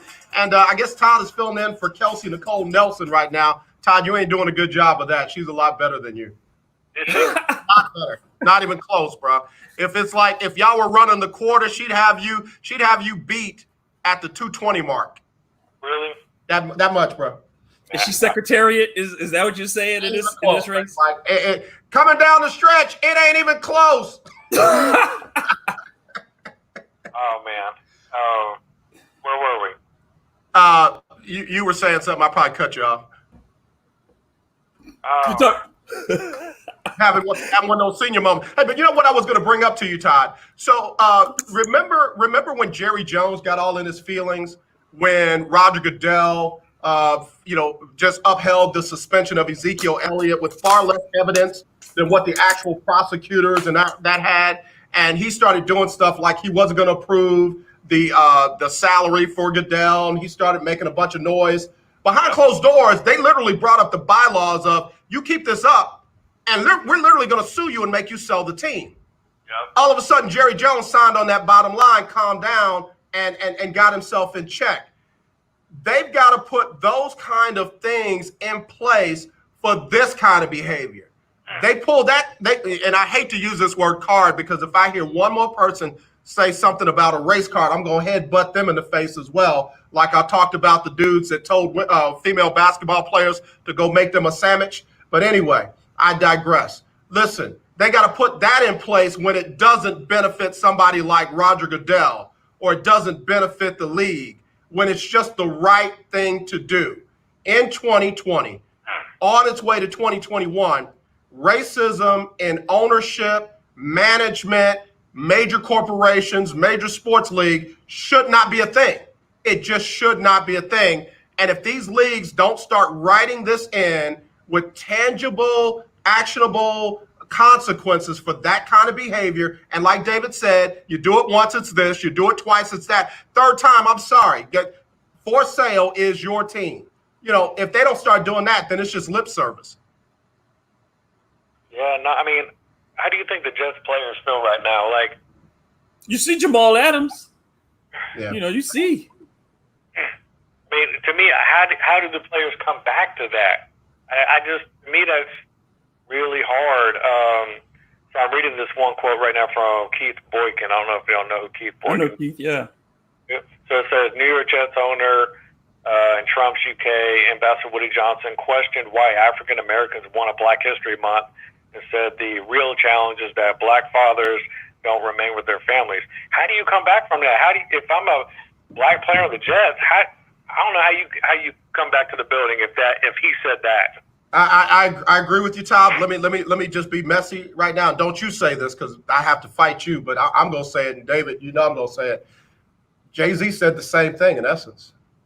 I mean, Jay-Z said the same thing in essence before he sat down with the owners and became the minister of music and the president of all things race-related concerning the league. Jay-Z's not an owner. Jay-Z doesn't have to go in a building and look at his black employees and say, yo, man, my bad, I was misquoted. I think that that's the kind of stuff that you have got to sit him down and say, yo, bro, you can't say that. If that's what you feel, then say that to your wife, your children, your grandchildren, and people out of the media, out of this organization, what have you. And oh yeah, by the way, you might want to open your mind to understand what systematic racism is, why black fathers are taken out of their homes, why there are systems in place that are not broken, that are working just fine, that will not only take them out of the home, but keep them out of the home for no other reason than one bad decision can take care of all that for years to come.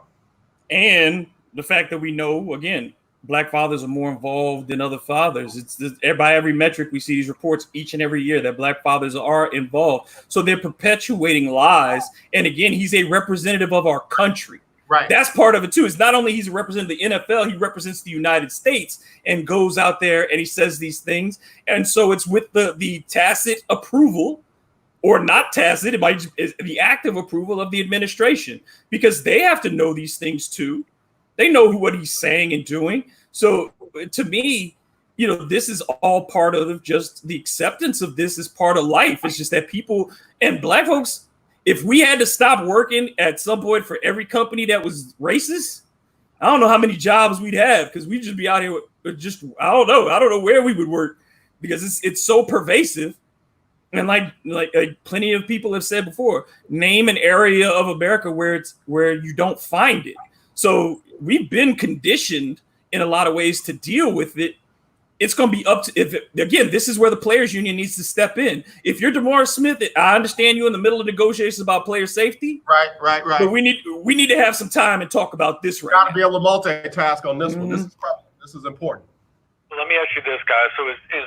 So Dave, you brought up a good point. You said, there's a lot of jobs we work at, if we eliminated working those jobs, if there was someone there, that it only chose jobs up there that there wasn't racism there wouldn't be a lot of jobs to choose from, right? So is the issue with these NFL owners, there's probably a lot of Woody Johnsons, there's probably a lot of NFL owners that think like a Woody Johnson, but they're not going to be stupid enough to say it. So is that the difference? Is that we know you can't change a racist owner, but if at least you're going to be racist, just don't speak on it? I think that's what they want. That's what they want, is that them just shut up. But that's why we say the structure is the problem, not the people. Right. Because you can change the owner out. The structure is still there. And like AJ said, the wheels will keep on turning. The machine is working as it's supposed to. Yeah. So they'll just find another person with the same values and a big checkbook who will do the exact same things and go along with the NFL party line. Yeah. And Todd, let's just, this probably is not going to be popular, but we can't control what people say behind their own closed doors. Can't do that. If it had not been for the mistress of Donald Sterling recording him, we wouldn't have known what he was saying. It's when it gets out that, hey, bro, that toothpaste is out of the tube now. We can't put it back in. We got to deal with it now. Yeah. But, again, what people say and do on their own time, I wish they didn't think that way. I wish they didn't feel that way. I wish they would become more open-minded. But we're not asking for folks to just, say what we want you to say. It's not a here's a script, say this and you'll be fine with us. Yeah. If your heart doesn't change, then listen, I'd rather know who you are than to wonder or have you lie to my face, tell me one thing and do all these things behind my back. Do you guys know, and I know this just came out, do we know what setting Woody Johnson said these things in? No, I don't have that yet. Yeah, because, AJ, you brought up earlier about Donald Sterling, right? Yeah. He was secretly recorded, right? Right. So I'm curious as this unfolds. I'm curious, not that it makes it any difference. For me, wrong is wrong, but I'm curious of what setting he was making these comments in. But I don't know. I don't know how the Jets players. I don't know how you walk back into that building if you have an owner that says, "Why do we have Black History Month?" I don't know how you do that. To me, that would be really tough. Yeah, but I mean, again, to me, because it's the owner, it's significant. It is significant. And then number two, when you have other people in other positions or walks of life that say this, typically what do they say? I apologize. I realize now how insensitive my comments are. I now, I'm going to do whatever I can do to learn more and be open-minded. Listen, Todd, I'm just gonna say it. It's my show. I'm just gonna say it. If white people valued Black history, we wouldn't have to have a Black History Month. It would just be history. And Black history would be included where it belongs. It will not be watered down. It will not be rewritten. It will not be hidden. It will not be destroyed. It will not be buried. It will be where it belongs, and it will get the just due that it deserves. But because it has not, over time, still today, you got people fighting for just illogical history over real valuable Black history. And that's just the case. And if Woody doesn't understand that, that's on Woody. That's a you problem.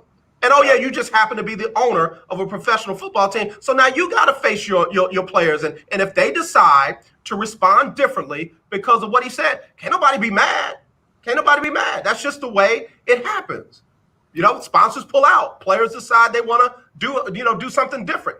Yeah, if you're a player, I guess my question would be is, if I went to the NFL and I said, I'm not comfortable working in this environment, my contract is with the NFL. Right. It's a standard NFL contract. That's who is my ultimate employer. This team pays me, but I am under the NFL guidelines when I sign this contract. And I cannot play in this place. If you say the NFL has a responsibility to protect you as a worker. Work environment. It's no different. It's no different. They got to do their job. So if that were me, that would be my thing. It's like, I'm not here to get traded, because I want to play, the team itself, but I'm not working in this environment because I know who this guy is now. If I didn't, if that would certainly determine for me, if I had an openly racist boss, the likelihood is I'm gonna start looking. You know what I mean? I'm gonna look for someplace else to be, and to mandate that a player has to be in a place where they know that the owner is hostile to them and their interests. I think that's wrong. Yeah. And Todd, it's not like college where they can get in the portal and transfer. It's not like, a job where they can go ahead and resign and go work at another company. This is a monopoly. Right. That's the thing. And that's why I'm all for, if you can't give me a good reason, and there is not one, why Black players or people or what have you can start their own leagues, and maybe it's not competitive with the league, but there's nothing wrong with Black people wanting to have ownership and wanting to do something that historically is not going to change. What's wrong with that? No, you're right. In this, I don't know. I can see now. I remember we talked a few weeks back, and we were talking about the NBA, about there being another league, and I was asking, hey, if the players of the NBA had an issue with the NBA, you know what I mean? And, now that we see comments like this from Woody Johnson, I can see why the players of NBA and NFL would want another league where it was more of equal ownership, or I can't remember how David worded it. Partnership. Partnership, right? Partnership. That was it. Right, but Todd, check this out. I don't want to play for one of you, and now I'm going to buy in so I could work with 31 of you. Nah, bro. I'd rather go ahead and start my own with some folks who are open-minded, sensitive to other people's situations, going to be fair-minded, what have you, as opposed to getting in that cesspool. There's a lot of people that are smart enough to not want to do that. Because essentially what you need is the equivalent of a constitutional convention. Right. You'd have to break the NFL down, break the NBA down, break the MLB down, all these things, and go back to the beginning and recreate your system. That's really the only way you change these things, because you can't change little parts on the edges and try to replace certain things, the house is built on a fractured foundation. So just moving the windows and replacing the plumbing is not going to keep that foundation from cracking and forcing your house to collapse at some point. And that's what these owners really are trying to do. They're just trying to make the house look prettier. And that's what the nation is doing. It's trying to just make it look okay for, from the outside. Yeah, now you're right, man. The more I think about it, what does it really change if you make Woody Johnson sell the team? You're just going to bring in another Woody Johnson, right? Right. Yep. Because who else has that money? Who else has that money? If you're looking for billionaires are of a certain mindset. Yeah. And I'm tired of everybody calling Oprah and Tyler Perry every time an NFL team possibly becomes, let's get Oprah, let's get Tyler Perry. I do like that Kevin Garnett is trying to become a group to buy the Minnesota Timberwolves, though. I like that a lot. But let me ask you that, AJ. Why is, in the NBA, what is from black people that have wealth, right? Why isn't there, because a lot of these NBA teams, tell me if I'm wrong, I know, are most of them owned by ownership groups or most of them individually owned? Like, does Mark Cuban 100% own the Mavericks? Can't remember the Clippers owner. Does he 100% own the team? Or a lot of them, is there an ownership group behind it? I guess my question was, what's keeping from, a group of wealthy black people, from buying an NBA team? What's been holding that back? There's no stock. You don't buy it that way. Typically, if you have the only family-owned team left in the NBA is the Los Angeles Lakers. Everybody else is generally controlled by a group with a majority owner. And the amount of the ownership depends on that owner. Like, you have ones who own up to 80% of their team, but most, like, let's say, in New York with James Dolan, he owns about 70% of the Knicks, but he also owns Madison Square Garden, which is the bigger part of it, because there's been talks at times that he would sell the Knicks but keep the Garden, which is way more valuable. And so, owners will sell minority interests because that means that they're sharing the financial burden, but they keep the controlling part. You want to be the owner/governor, as they call it now, which means you have the vote. Whoever has the one vote is that majority person. And for most teams, that's a billionaire. It's somebody with a lot of money, and then they bring on some people underneath to mitigate the cost. So they're not taking on the whole responsibility should something go bad. And you can replace people if they are jerks who aren't on board. So, that's how it typically goes. Got it. Okay.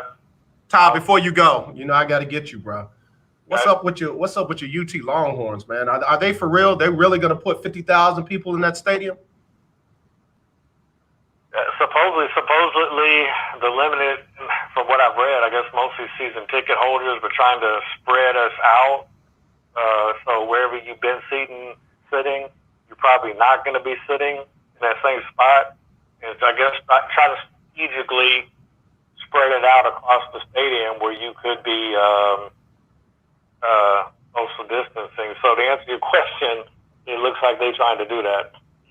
I mean, I understand that they spoke with the governor and he's given them the okay because that would be 50% capacity. But just you talk to me. We ain't talking politics. We ain't talking, how much I love UT. You talk to me. You feel comfortable with that, being in there with 50,000 people? No, because, if you've been to that stadium, outside of the stadium, they got that thing called Beeville Boulevard where I guess they got all these little events. I don't know if they're going to shut all that down. But you can have a ton of traffic outside of that stadium. No, that's still way too many people coming in and out. I don't know what they're going to do outside of the stadium. I don't know if they're going to be policing how many people are going to be out there. I don't know. But no, to answer your question, I won't be attending. I'll be watching on TV. I got you. Then, of course, the UIL announced that 1 through 4, talking about the level of school divisions, 1A through 4A, can start in August. In fact, August the 8th, August the 3rd, games will kick off on August the 27th. And then 5A and 6A schools can start September the 7th, games kicking off September the 24th. How you feel about that? Okay, let me ask you about that if you don't mind. Yeah. Because in high school, they don't have all the testing that the college, the pro teams can do, right? Not even close. So let me play out a scenario. Let's say start practicing in fall camp for high school, whenever that is, right? All these kids are going to show up back to their high school and start practicing. None of them have been pre-tested for COVID, right? Let's say Galena Park North Shore, they start practicing in a week. And let's say 80 kids show up for their freshmen, all their teams. And let's say at that first practice, there's already 5 kids that have COVID. They don't even know it, right? And they give it to 30 other kids there unknowingly as they're going through strength and conditioning. Doesn't that already kind of blow up the season per se? Because in college, you know, when they were showing up at like UT, they were testing them before they even were getting around each other. I don't know high school can do it when they don't have the testing capabilities because of the money of it that colleges and pro teams could do. How is that going to work? Yeah, let's not dance around it. Let's be real. Katy can do it. Highland Park can do it. You know, some of those schools, but North Shore might not be able to do it. You know, Jack Yates might not be able to do it. And because of that, you now have an unfair advantage, and you're putting kids at risk that they wouldn't be at if the playing field was level.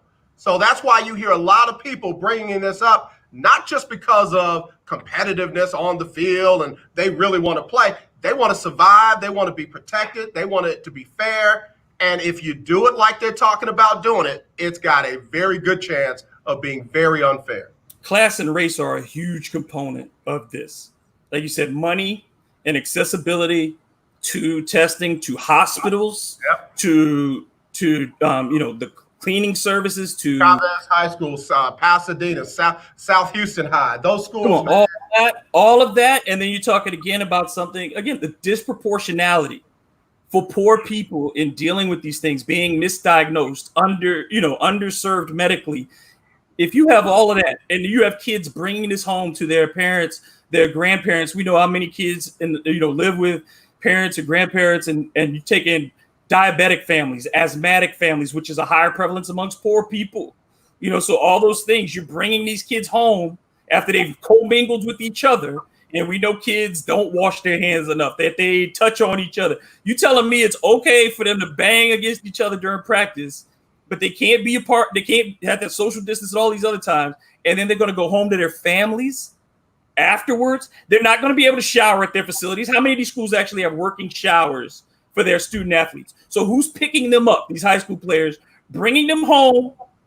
There's no, extra room to put them in. Like you see doctors and medical professionals who have to have places in their home where they can go and wash and be away from their family, change their clothes in private, and then reintroduce themselves to their family members.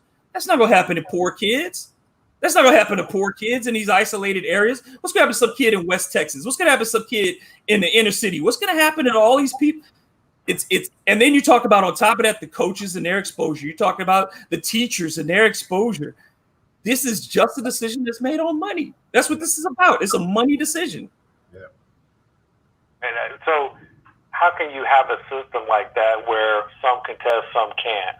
I don't even know how you could even have a program like that. It seems like in college, if they're going to play, which sounds like they are, at least or not all of them, because what was it, the SWAC said they're not playing? Is that right? SWAC's not playing, yes. Ivy League's not playing. There's about 5 that are not playing. Well, the ones that are going to play, like the Big 12, SEC, they've got the money to do the testing. So I guess theoretically they're all kind of on the same playing field of when they play each other. They've had the resources prior to the game, testing and stuff like that, to be able to get out there.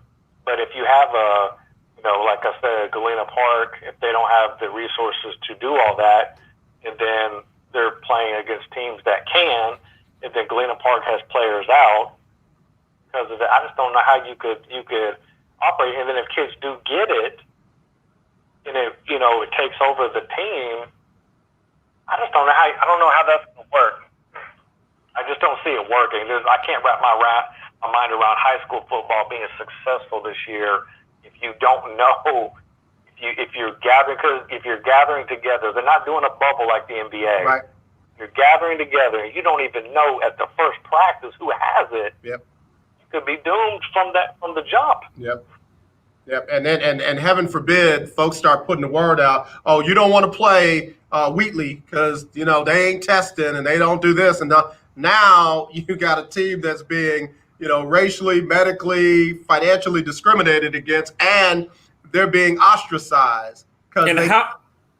How are you going to get the results in a timely fashion? I have a friend who works for Disney, for Disney, and his test results took 4 days to get back. So if you're not testing these guys where they get rapid results like in the NBA or the NFL, the NFL has already said for training camp they're going to test every day for the first 2 weeks, and then depending on the rate, they're going to drop down to still every other day.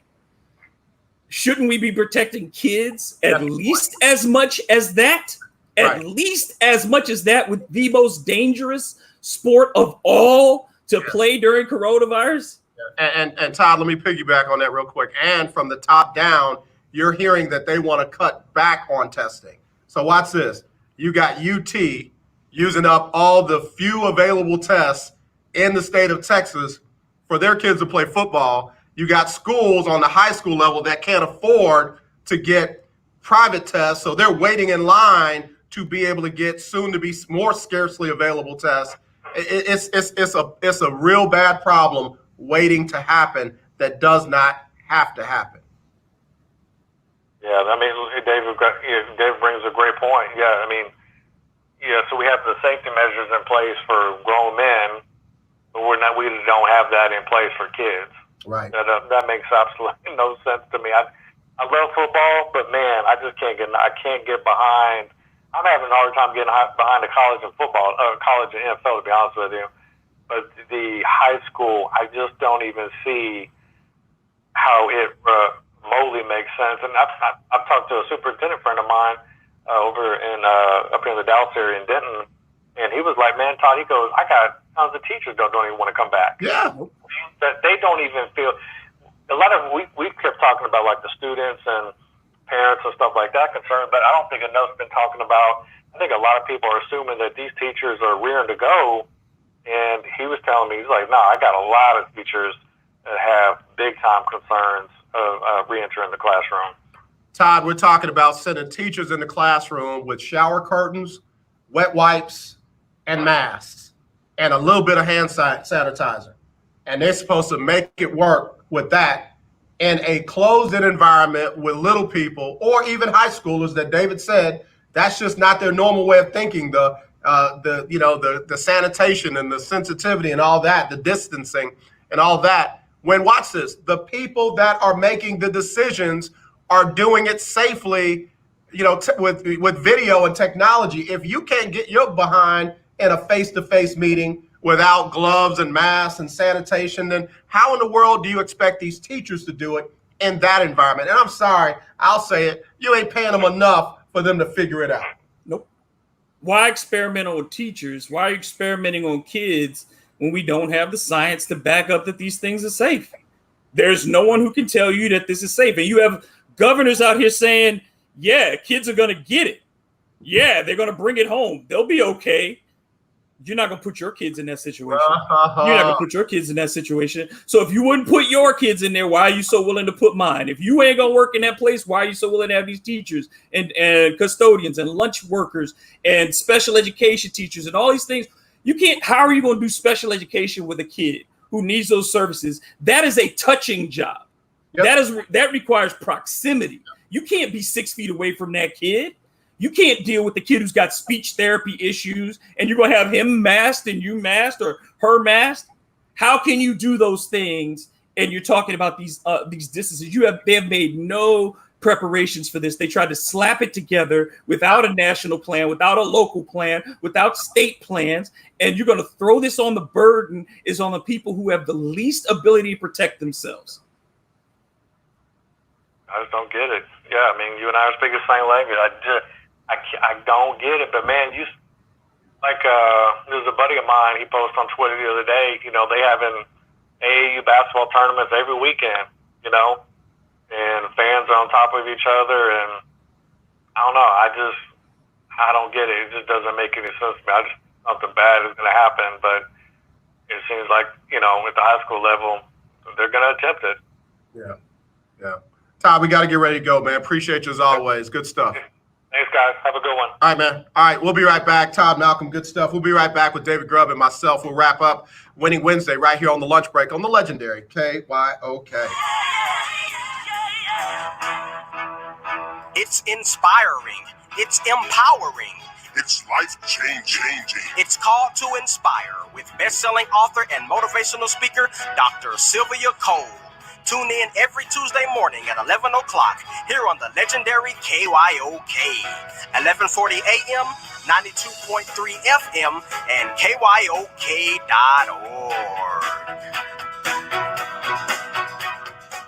I am a non-attorney spokesperson representing a team of lawyers who help people that have been injured or wronged. If you've been involved in a serious car, truck, or motorcycle accident or injured at work, you have rights, and you may be entitled to money for your suffering. Don't accept an offer you get from an insurance company until you talk to a lawyer. And we represent some of the best personal injury lawyers you can find. Tough lawyers that will fight to win your case. And they're so good they stake their reputation on it by only getting paid if you win. So if you've been in a serious car, truck, or motorcycle accident or hurt on the job, find out today for free what kind of compensation you may be entitled to. Call the legal helpline right now.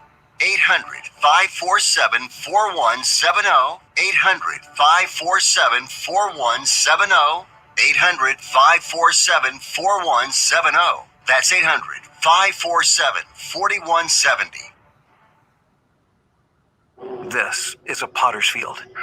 When people can't pay for their funerals, they are buried here. It is a lonely, desolate place, littered with unmarked headstones. No one visits. No one leaves flowers. But it doesn't have to be that way.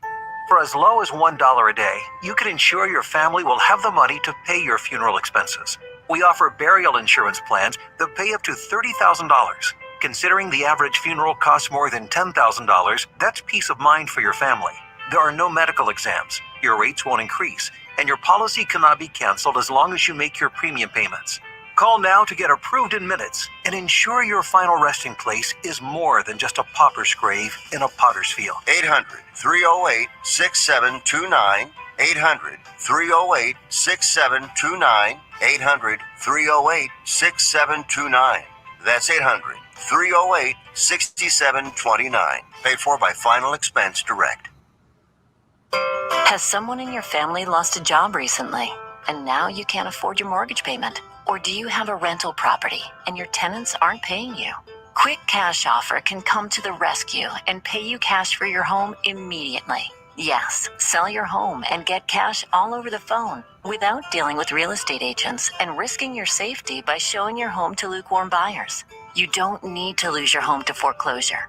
If you have any equity in your home, we will buy it and give you cash within days, all in a simple over-the-phone and virtual process. Call Quick Cash Offer now before the economy gets worse. One more after Sell this, a man. home you can't afford or just don't want to get the cash you need today.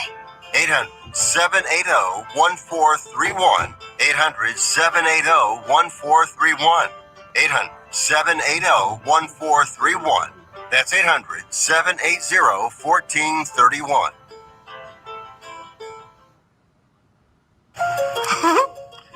Hey, this is Tori and Terry, and we're with a new show on the legendary KYOK called Marriage Talks with Tori and Terry. Yes, that's Saturdays at 1 p.m. Marriage Talk with us. You can call in and talk with us about your marriage questions, engagement, relationship questions. We're here to assist you. Saturdays at 1 p.m. And that's on the legendary KYOK, 1140 AM and 92.3 FM. Talk to you then. I'm Ben Tankett, and you are listening to The Lunch Break. All right, y'all, back here on the lunch break on the legendary KYOK and the all-new 92.3 FM. I'm AJ Jones. It is our Winning Wednesday. Got my brother like no other, David Grubb, host of Hard in the Paint, joining us here on Winning Wednesday. Kelsey Nicole Nelson had another big event she had to go to and be a part of, so we want to keep her lifted. And, man, just appreciate all We love you, Kelsey.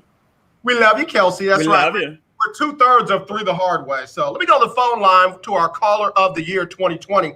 It is none other than the man that left Todd Malcolm in the dust, and that is Keith Hennig. What's up, Keith? How are you, AJ? David, how are you?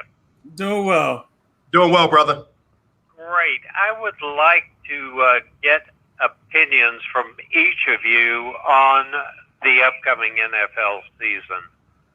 I don't know what that's going to look like. I don't know that anyone does, but I'd like to hear what you guys have to say about that. Yeah, you know, it's funny you bring that up because I just got the report that the NFL Players Association the NFL has approved the infectious disease emergency response for only 8 teams. How many teams are in the NFL? 32?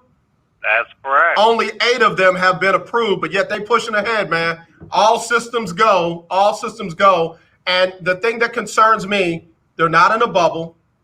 They're going to be able to travel to and from wherever they want to go. They're going to make whatever stops they want to make before they come back and work out, before they come and do their thing. And yes, I know you're testing on a daily basis, but there's just too many opportunities for too many players to have something go wrong or something happen, and it either affects the folks in the league or people outside of the league. That's my concern. I totally agree. David?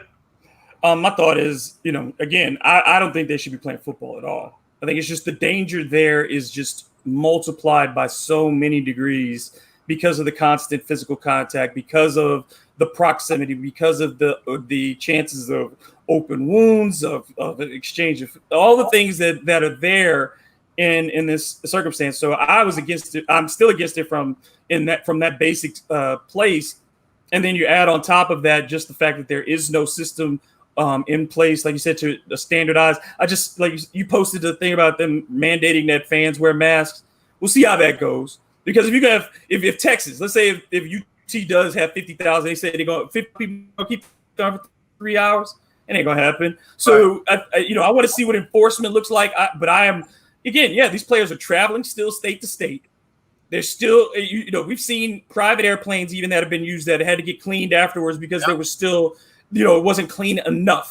Right. So you're gonna have these players traveling state to state. You talk about all the higher risk categories like their body mass index, like their age, like their race, like those underlying conditions.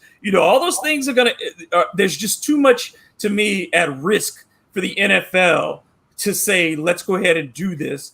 And I can't see a way that the season gets finished. I think players, if the NFL doesn't stop it, I think players at some point, when they watch guys go home, when they watch guys get sick, they're going to say, no, enough is enough. We can't do this. Well, I concur with you. As much as I love the NFL, I don't think taking a year off until this virus is contained is a bad idea at all. I'm a Bucs fan. Tom Brady will be a year older. Bruce Arians will be a year older. And there are old guys around. There, when you're talking about some of these coaching staffs, these are older guys, and Pete Carroll comes to mind. I just believe that this is going to turn into a very, very poor experiment. Yeah, what's interesting is that, and you bring up the good point with coaches. You got referees that are out there. You got sideline people that are out there. You got people that won't be up in the press area. They've got to be down on the field for television's sake and what have you. You've got a lot of people that are having to make a sacrifice and play Russian roulette every single time a game is played. And you know what? It's a lot to ask for me. It is a lot to ask for me. I mean, you think about a technical crew who has to set up to do all the wiring and cabling and put in those things. It's a lot of people doing that work, and they are in proximity because they are carrying things together. Right. And you're going to put them out in, let's say, the Miami sun and have them doing that, covered with those masks, wearing rubber gloves, all those things. And you think that it's going to be easy on them? And you talk about it being a camera person, having to sit out there and have again, are people going to lose their jobs because of their health, because of their potential risk? Look, I worked in news a long time, and there's a lot of out-of-shape camera people and sportscasters. So what is going to happen with all of that? You talking about the support. You talk about a coaching staff that has 20 people on it, yep. and the vast majority of them are over the age of 50. Yeah. Come on, what about the people in the locker room that are grabbing the towels and they're grabbing the jerseys and they're grabbing the cleats and they're doing all the stuff that nobody outside of those who are on the team or in the locker room ever see? All those folks are at risk just simply trying to give us professional sports. And none of these leagues would lose. None of these leagues would collapse. None of them. None of them would fail if they took off the rest of this year. None of them. Not one would collapse. Well, as a former camera person on an NFL sideline, if I was offered the opportunity to go to work today doing that, I'd have to find something else to do. Yeah. And I think people with good common sense are going, whoa, I'm not going to risk my life for this paycheck, whether you're a staff kid that's making $10 an hour or you're a player that's making millions. These guys are all going to get sick, and if the season goes 4 games before they have to shut it down, I'll be surprised. Yeah, and that's the thing. Me and Valencia talked about this yesterday. Which sport is most likely not to finish first? And I said because football has so many people and so many opportunities for something to go wrong, and they're not, bubbled and all of that. I think that's the one that has the best chance. I'm not rooting for it to, but just has the best chance to not work. Baseball is probably number 2 on that list. I think college basketball, pro basketball is good, but college football is also kind of scary to me. I don't know if I see college football is scarier than the NFL, because at least the NFL will have some agreed on protocols with the union. Yeah. Somebody representing the players. Right. There's nobody representing the players in college, and there's nobody representing the players in high school. That's just these are kids, man. I'm sorry. They 18, 19, 20, but these are kids. And they might I think ultimately this is a reflection on where we are as a society in general, that we are forcing people to choose between work and being alive. Like there's something wrong with us saying continuously that this is the most powerful, wealthiest nation on earth, and we are making people choose to work or die. Yeah. Not to, and that's not civilized. That is not humane. That's not what life is supposed to be. We're supposed to, like I say, you don't eat to live. You don't live to eat. You eat to live. Yeah. It's the same thing with this. We are making people's jobs their purpose, and that is your job is what you do, and it's something that you can love, but it should not be your only value to society. Yeah, you are totally right, and we'll see. I'm just opposed to the NFL season getting started at all. If we have to take a year off, I think most of us will live with that. But to see people getting sick and dying over a sport, not worth it to me. Yeah.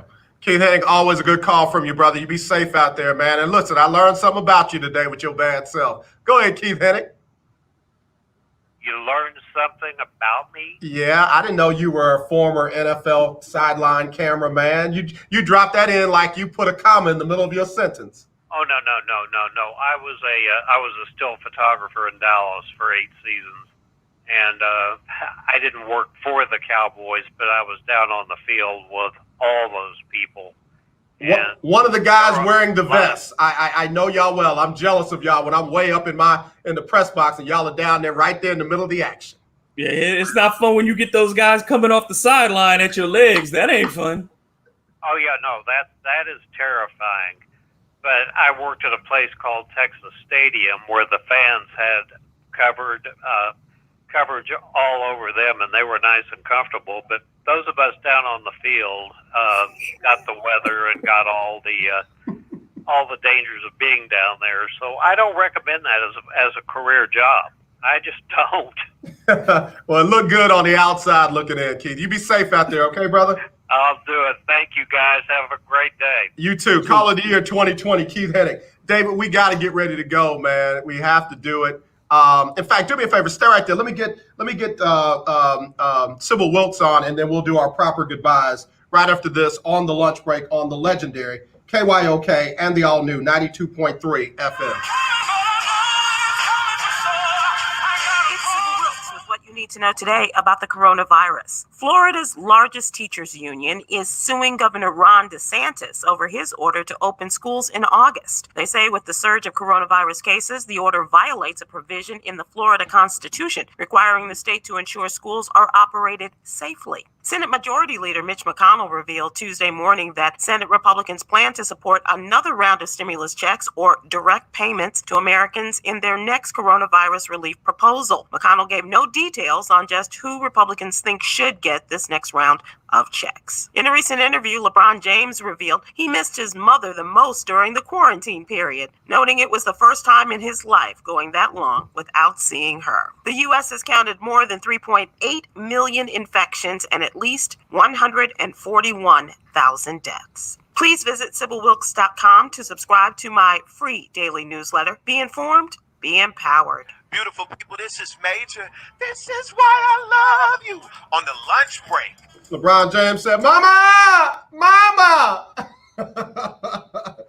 Oh, man. David Grubb, great show today. Appreciate you as always, bro. You always bring the fire. Tell everybody where they can find you, follow you, and what you got coming up next. Yeah, on Twitter, @DMGrubb, same on Instagram. And please go to the website, hitpwithdg.com.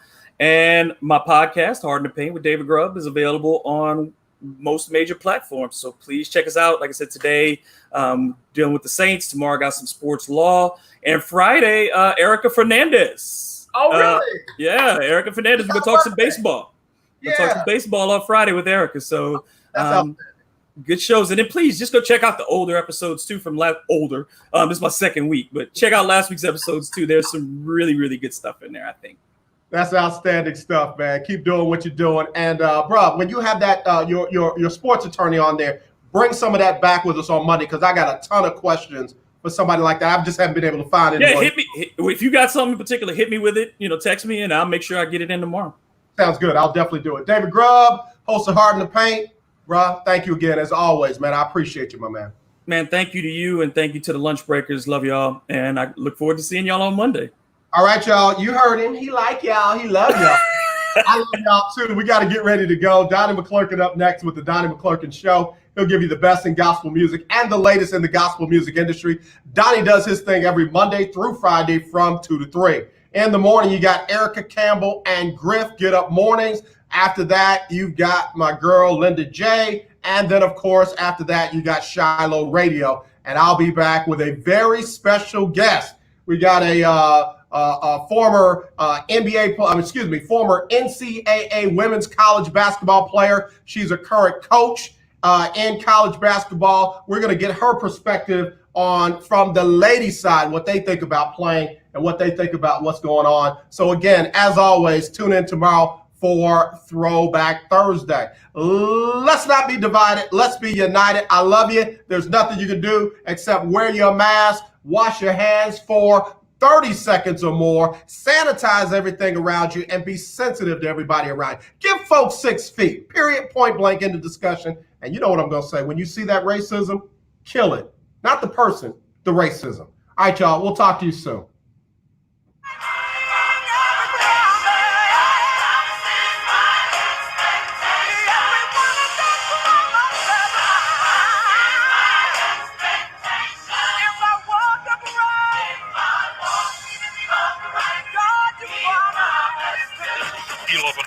KYOK.